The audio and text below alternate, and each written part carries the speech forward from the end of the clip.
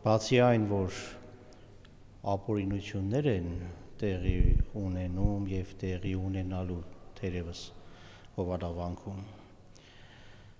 բացի այն, որ շատ անտեղյակ, բայց բարեպաշտ մարդիկ իրենց չիմանալու պատճառով վատ հոգևոր հետևանքներ են քաշելու ակամա մասնակցություն ունենալով ապօրինությունների, ոչ օրինական պատարագների, ոչ օրինական ծիսական կյանքի, ոչ օրինական քահանայի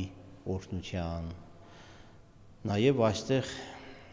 կարևոր եմ համարում իրազեկ, բարեպաշտ հավատացյալների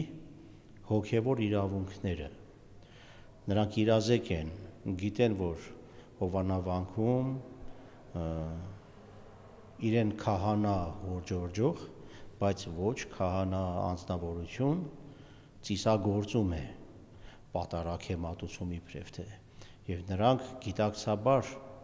չեն գնա այդ պատարագին, բայց նրանք ուրիշ տեղ չունեն գնալու, այստեղ ոտնահարվում է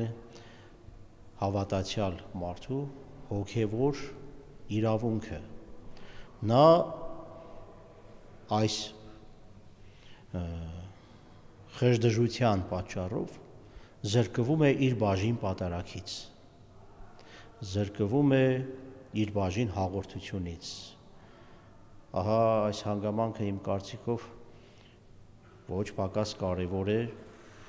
և հավատացյալ մարդիկ, իմ կարծիքով անհրաժեշտ է, որ շատ արագ լուծում առաջարկվի այդ մարդկանց,